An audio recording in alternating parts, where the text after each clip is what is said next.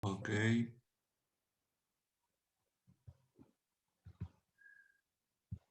¿Yo empiezo? pues ya. Bueno, ayer nos quedamos con lo de la palpación del latido de la arteria pulmonar. Normalmente el latido de la arteria pulmonar se va a palpar como un leve levantamiento protosistólico que es casi imperceptible en algunos sujetos delgados normales. Los padecimientos que causan dilatación de la arteria pulmonar son los responsables de la presencia de un amplio latido sistólico que se percibe en la mayoría de los pacientes cuando se palpa cuidadosamente a nivel del foco pulmonar.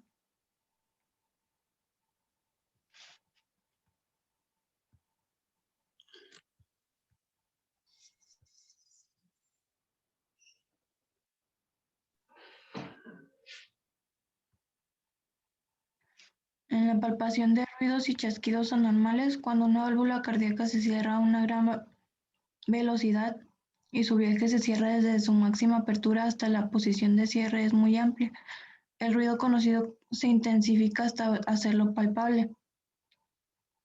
El primer ruido palpable en sujetos sanos y altos y delgados, la condición que patológicamente se acompaña de un primer ruido palpable a nivel del ápex es la estenosis mitral apretada no calcificada, en la que usualmente se percibe un intenso primer ruido a la palpación y principalmente en decúbito lateral izquierdo.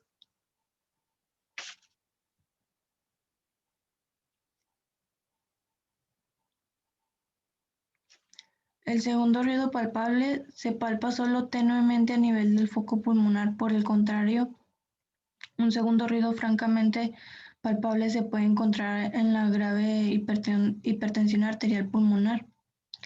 Este signo forma parte del complejo de la pulmonar descrito por Chávez para el diagnóstico clínico de la hipertensión pulmonar, que es el chasquido de cierre pulmonar palpable.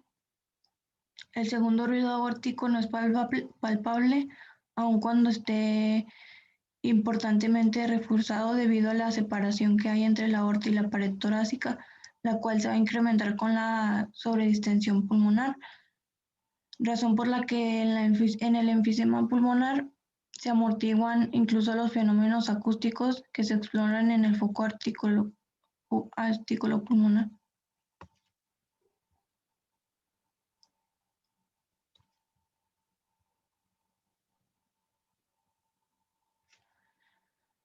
Los chasquidos palpables, el chasquido que llega a ser palpable de ellos con mayor frecuencia se logra percibir con palpación es el chasquido protodiastólico de Lillian.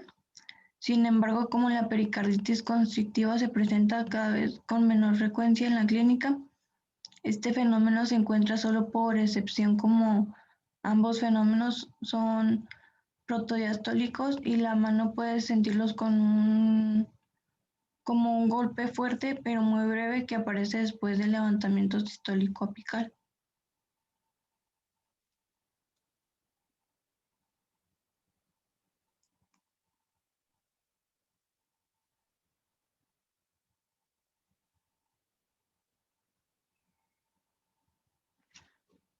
En la palpación de frémitos, en la exploración del corazón, uno de los datos más importantes es el hallazgo de un frémito en el área precordial.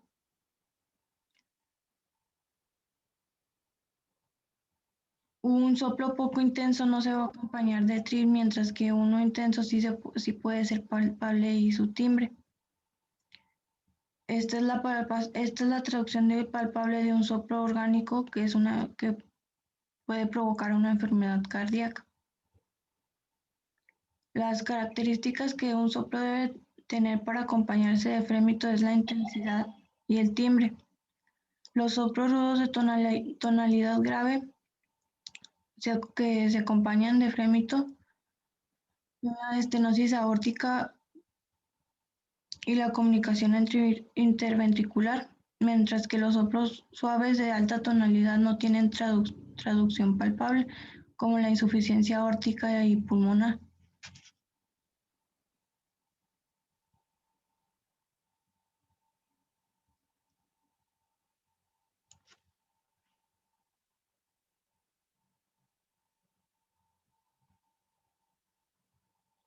Cámbiale la otra.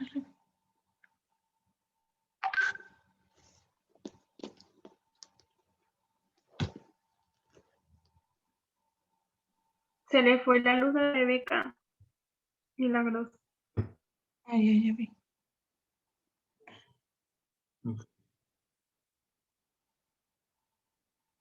Bueno, cuando tienes un frémito, la traducción es que tienes un soplo, al menos de intensidad grado 3 o 4, y que es de tono grave, ¿sí? Normalmente el frémito es, digamos, la traducción o la palpación de un fenómeno acústico. Si no hay soplo, no hay frémito. ¿Sí me explico? O sea, cuando encuentras frémito es porque seguramente hay un soplo. Y es porque seguramente ese soplo es de gran intensidad. ¿De acuerdo?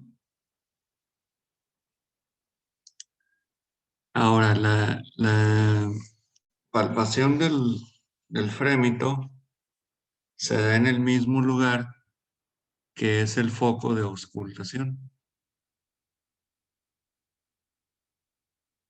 ¿Sale?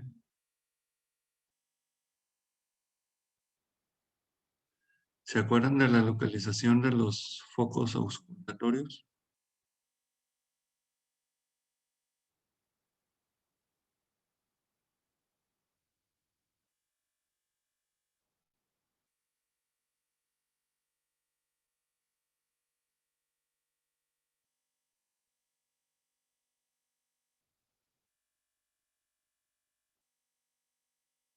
¿Sí se acuerdan? Sí. ¿Dónde está el foco pulmonar? En el segundo espacio intercostal parasternal izquierdo. ¿Y el foco aórtico? En el segundo, pero en espacio el lado derecho. derecho. Ay, perdón. El del lado derecho. ¿El foco accesorio aórtico? Ay, sí. Ese está en el tercer espacio intercostal. ¿De qué lado? Izquierdo. Izquierdo. Parasternal izquierdo, ¿eh? Sí. Foco tricuspidio. En el apéndice sifoides o más como para el borde, para el lado izquierdo. Es que no me acuerdo cómo se explicaba bien, pero estaba del lado izquierdo. Es quinto espacio intercostal. Línea parasternal izquierda. ¿De acuerdo? ¿Y el foco mitral? Quinto espacio intercostal. La línea medio clavicular izquierda. Medio clavicular izquierdo. Así. Entonces, en ese mismo sitio es donde ustedes pueden hacer la palpación para ver si hay o no hay frémitos. Fíjense bien, si la persona tuviera un impulso apical visible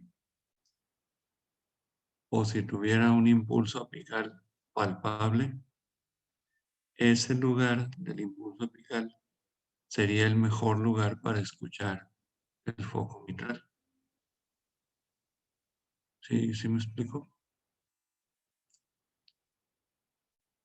Pero acuérdense que no a todos se les puede ver o se les puede palpar el impulso apical.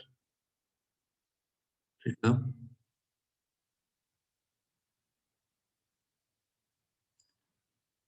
Muy bien. ¿Qué onda con Rebeca? ¿Ya puede cambiar la diapositiva? La voy a compartir yo, doctor, porque a Rebeca todavía no se le estabiliza el internet. Está bien. ¿Ya arreglaste tu computadora? Ayer que la llevé ya estaba cerrado, es que se me pone así la pantalla en negro y pues voy a mandar a mi, bueno, más bien mi mamá va a ir ahorita que se terminen las clases, la va a llevar. Ok. ¿Pero qué piensas? ¿Que tiene que ver con alguna actualización o qué? No, doctora, a mí se me hace que no funciona bien. Y es que esta computadora, el año antepasado me robaron, entraron aquí a nuestra casa y robaron, entonces se robaron mi computadora y esta la compramos así como de emergencia, pero no es una buena marca. Y pues ya andamos viendo para comprar otra, porque como que no está. Va a ser arreglarla y después otra vez y otra vez. ¿Pero todavía tiene garantía o No, ya no tiene. Ya qué se ve, marca es? es una Lanix, es por eso la marca. Ya se ve. Nomás acomodar.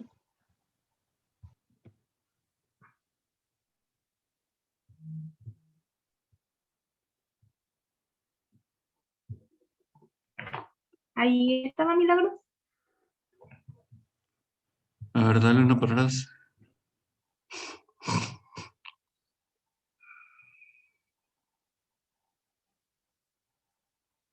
Una antes. No, una antes. Antes. Antes es para adelante.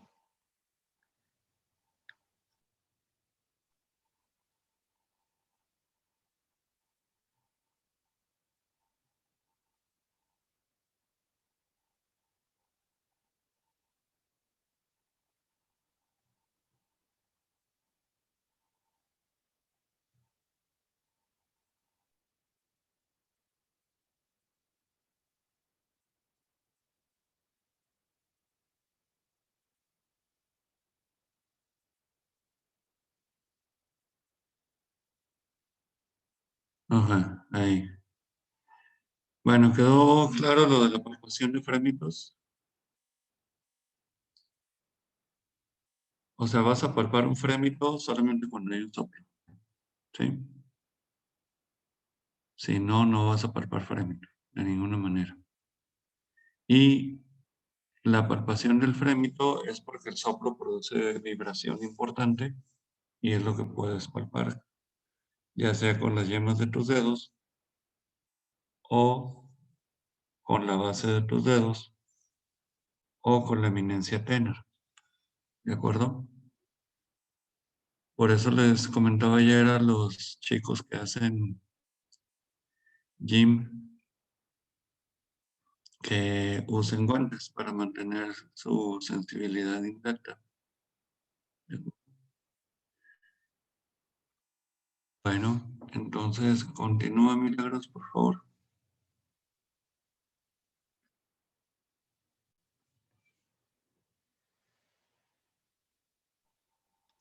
Bueno, en la percusión, esta va a ofrecer información valiosa, pero sin embargo ya ha perdido, pues, como importancia, o no sé cómo decirlo, porque con la radiografía se va a poder delimitar el tamaño de la silueta cardíaca y su morfología.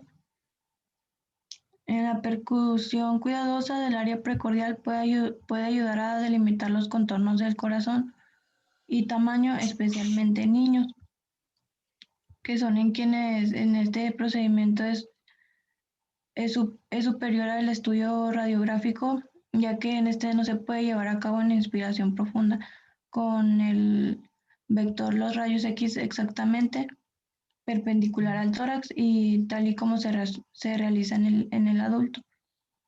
Cuando se percute cuidadosamente a nivel del segundo espacio intercostal izquierdo desde afuera hacia adentro, se logra delimitar una faja de matices mayor de 2 centímetros por fuera de la línea paraesternal y se podrá concluir que el tronco de la arteria pulmonar está dilatado.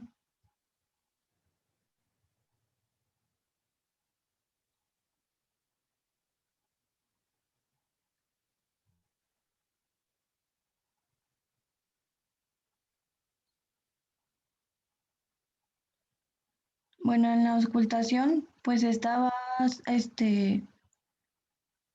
se va a ir desarrollando la destreza para poder auscultar conforme pues en los años que vayamos haciéndolo. Esta nos va a permitir hacer diagnósticos precisos.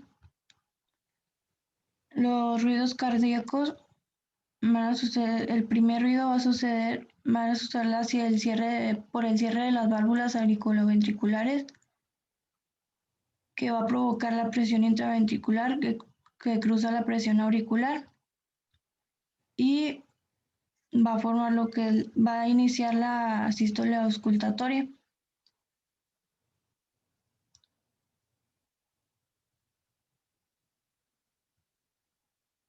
Y en no la otra. Y la intraventricular va a aumentar hasta alcanzar la presión aórtica y va a abrir las puertas, las válvulas sigmoideas que van a expulsar su contenido sanguíneo hacia los grandes vasos.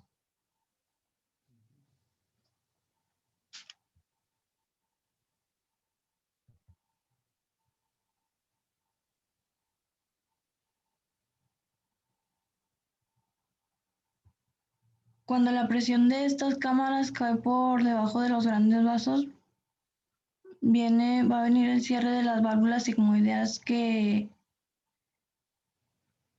donde inicia el segundo ruido y se termina la sístole auscultatoria.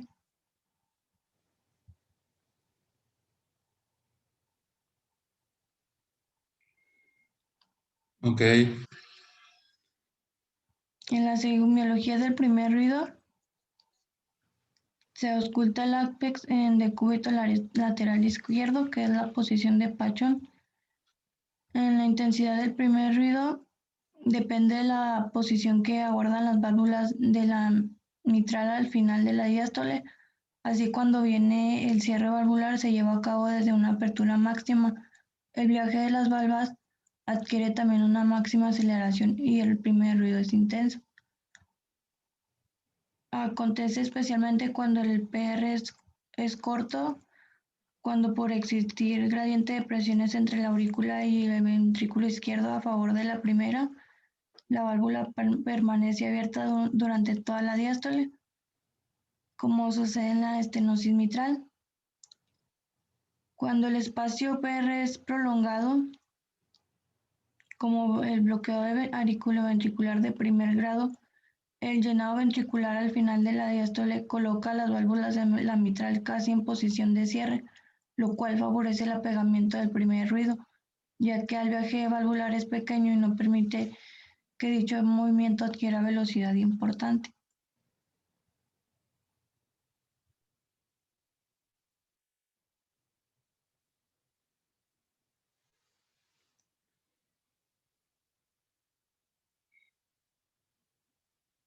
Fíjense bien, les he comentado que practiquen auscultar ahí en su casa. ¿Sale? Entre más práctica tengas, pues obviamente mejor vas a hacerlo. Aquí la idea es que entrenen a sus oídos a escuchar 2 o más ruidos en el transcurso de un segundo. ¿De acuerdo? Entonces tienen que ir a habituarse a escuchar un primer y segundo ruido. Eso les va a dar primero la habilidad de identificar dónde se ubica la sístole y dónde se ubica la diástole. ¿De acuerdo? Es muy importante que inicien con la ubicación de primer y segundo ruido. Con eso, con que ubiquen eso ya es un punto sumamente importante en el camino del aprendizaje a la auscultación. ¿Sí? Entonces, si tienen ahí familia, pues aprovechen la época de la pandemia y pónganse a auscultar a los demás. Si lo toman en serio, van a poder aprender a hacer auscultación aún estando en casa. Un segundo, por favor.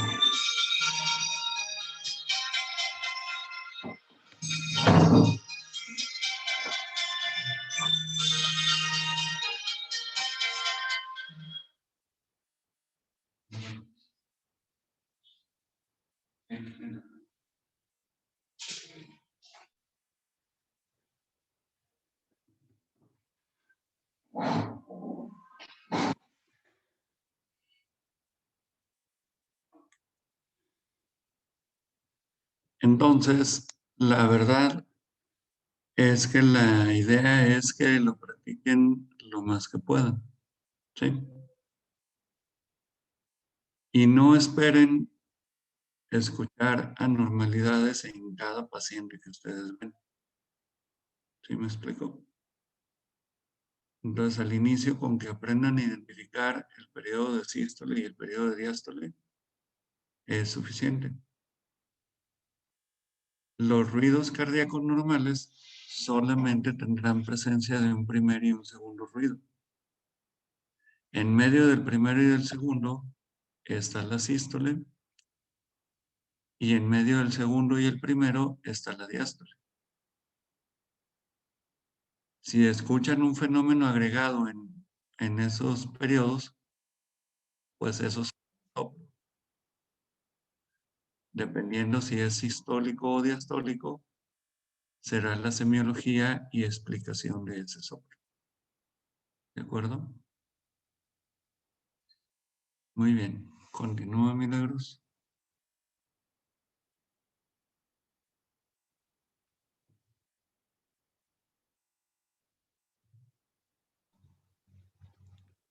Cuando la válvula mitral está importantemente calcificada y esta alteración no permite gran movilidad de las valvas, lo que va a explicar el primer ruido de la estenosis mitral calcificada.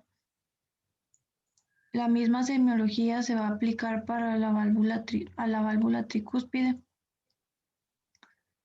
El característico, el apegamiento progresivo del primer ruido en el fenómeno de Weichenbach. Conforme el espacio PR se va alargando,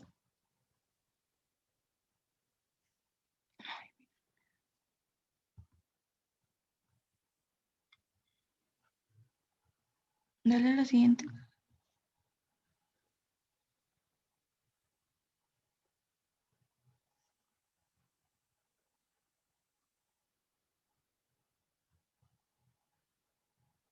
Bueno, la variabilidad del primer ruido se va a encontrar lo que es la fibrilación auricular.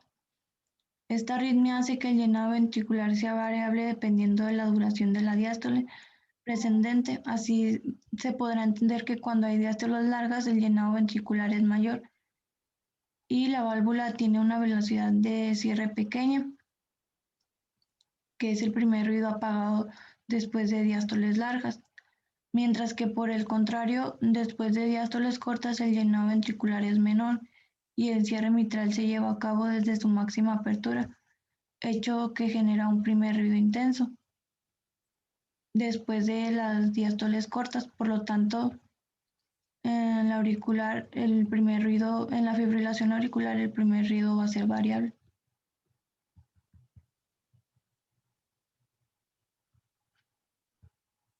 Dale al siguiente. ¿Sí le entendieron a esto?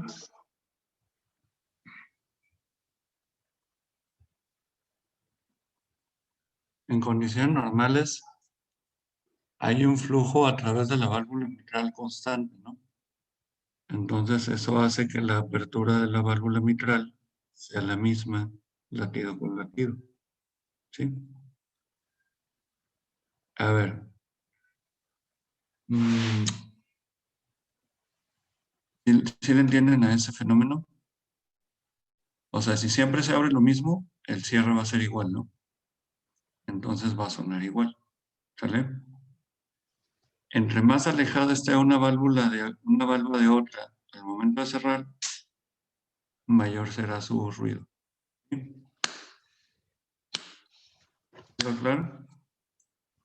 Entre más cercana esté una válvula de la otra, menor será su ruido. Por más que quieras hacer ruido, no puedes. ¿Sí? ¿Sí queda la idea clara? Muy bien.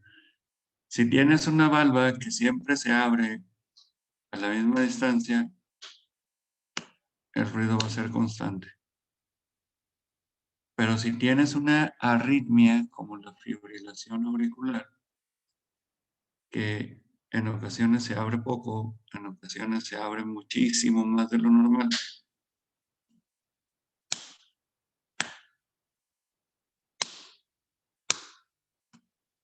vas a tener un primer ruido variable. ¿Sí? En lugar de escucharlo constantemente de la misma intensidad, lo vas a escuchar de una intensidad variable. Y vas a escuchar una cadencia de ruidos cardíacos irregulares. Esa es la base para el diagnóstico de la fibrilación auricular. ¿De acuerdo? Comentábamos la vez pasada que el diagnóstico de fibrilación auricular es muy importante por el riesgo que tienes de embolismo cardíaco hacia el sistema nervioso central. Entonces, es muy importante que aprendan a hacer este diagnóstico. ¿Sí quedó? Las personas que tienen fibrilación auricular de reciente aparición perciben que sus latidos son anormales. ¿De acuerdo? Pero, o sea, sienten palpitaciones irregulares. ¿Sí? Pero las personas que tienen fibrilación auricular crónica ya no perciben esos ruidos anormales, esos latidos anormales. Entonces ellos ya no te dicen que tienen palpitaciones, ya lo sienten normal. ¿De acuerdo? Entonces muchas veces van contigo con el motivo de consulta de que hagas un control de la presión arterial o algo así por el estilo. Entonces, para ellos es una sorpresa que cuando tú los auscultas, les digas que tienen una arritmia. ¿Me expliqué? Entonces, el hecho de que no se quejen de palpitaciones no quiere decir que el ritmo cardíaco esté completamente normal. ¿Ok?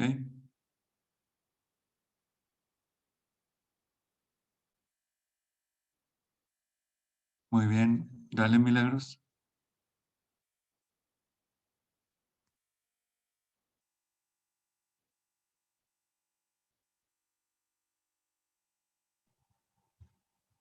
Bueno, en la fibrilación auricular asociada a estenosis mitral, el comportamiento tipo 1 es el primer ruido que se comporta como se ha referido en la fibrilación auricular aislada, que va a producir la estenosis mitral ligera. El primer ruido intenso después de diástoles cortas y menos intenso después de diástoles largas. El comportamiento tipo 2 es lo contrario del tipo 1 y esto es el primer ruido se apaga después de diástoles más cortas y se intensifica después de diástoles largas, que va a ser una estenosis mitral aprietada. Cuando la estenosis mitral es grave después de diástoles cortas y el movimiento valvular es limitado por la propia estenosis, el primer ruido es apagado, por lo contrario una diástole larga permite una mayor apertura valvular por el gradiente transmitral y con ello un cierre valvular más enérgico, que va a ser el primer ruido reforzado. Y el comportamiento tipo 3 Es la calcificación valvular que impide el libre movimiento valvular de apertura y el primer ruido y se encuentra apagado y con poca o ninguna variación del primer ruido, independientemente de la duración de la diástole.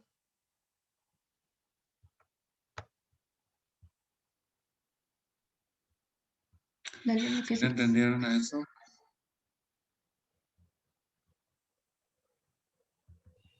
¿Sí o no? ¿No puede explicar? El comportamiento tipo 3, la válvula está tan estenosada, ¿sí? Que se va a abrir poco en cualquier situación, ¿sí? Dure poco o dure mucho el latido cardíaco. O sea, diástoles cortas o diástoles largas, ¿de acuerdo? Entonces, si siempre se abre lo mismo, el cierre siempre produce la misma intensidad de ruido. Y generalmente es poca intensidad, ¿de acuerdo? Si ubican la arritmia fibrilación auricular, ¿no? ¿O no? ¿No? Ok. Para ubicar bien lo que vamos a explicar, ¿quién está proyectando? Yo, doctor. Irene, búscate en internet, en Google, pon la pantalla para buscarlo.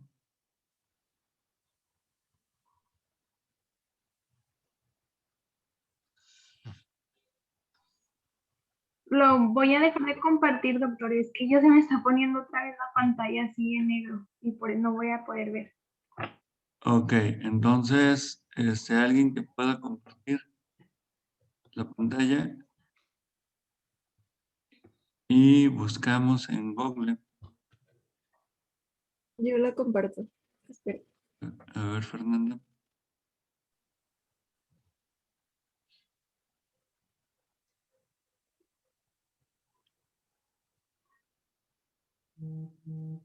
¿Qué le pongo a buscar?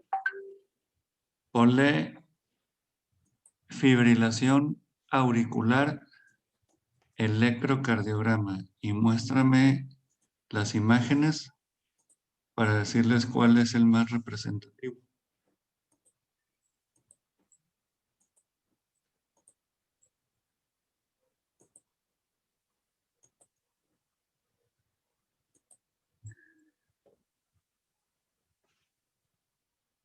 Ese, donde está tu... no, el de arriba, el que está a un lado. Ese. ¿El azul? Ese. Puedes pasarlo a un lugar donde lo veamos Ah, de mayor tamaño.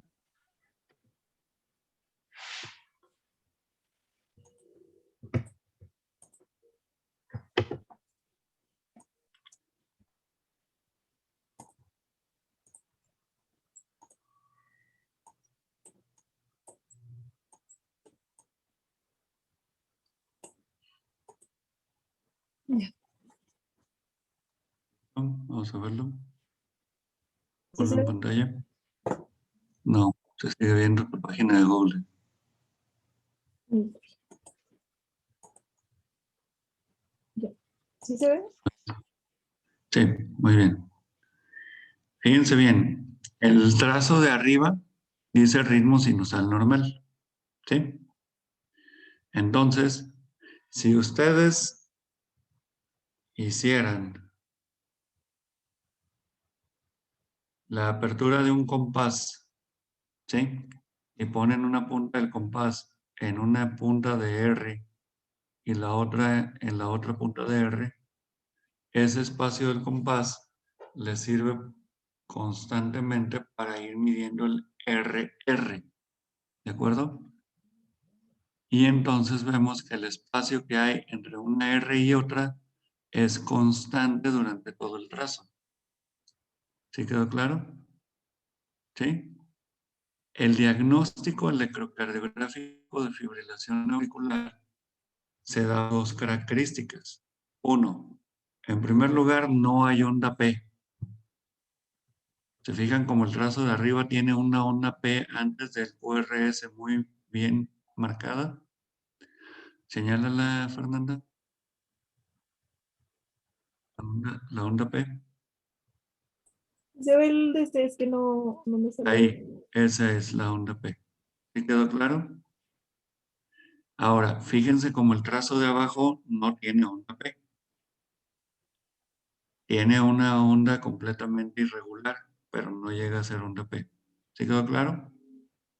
Y la siguiente característica que hace el diagnóstico de fibrilación auricular es que si ustedes hacen una medición de la punta de una R a la siguiente, esa medición siempre es variable, ¿sí? Entonces, tener un RR variable es la base del diagnóstico de la fibrilación auricular. ¿Sí quedó claro? Bueno, fíjate en el trazo de abajo, los primeros dos latidos, ¿sí? Tienen un espacio como de 2 cuadritos y medio, ¿no? Y luego los siguientes dos latidos tienen un espacio de 2 cuadritos. Y los siguientes dos latidos igual. Pero el que sigue tiene un espacio de 3 cuadritos y 3 cuartos. Y luego un espacio de menos de 2 cuadritos. Y luego un espacio de 3 cuadritos. ¿Sí me explico? Entonces, eso nos quiere decir que tenemos diástoles cortas y diástoles largas. Cortas y largas. ¿Sí? ¿Por qué mencionamos diástoles cortas y diástoles largas? Porque la sístole siempre dura lo mismo. ¿Sí? O sea, el proceso de contracción siempre va a durar lo mismo. Tengas un latido, un espacio corto o un espacio largo. ¿Sí me expliqué?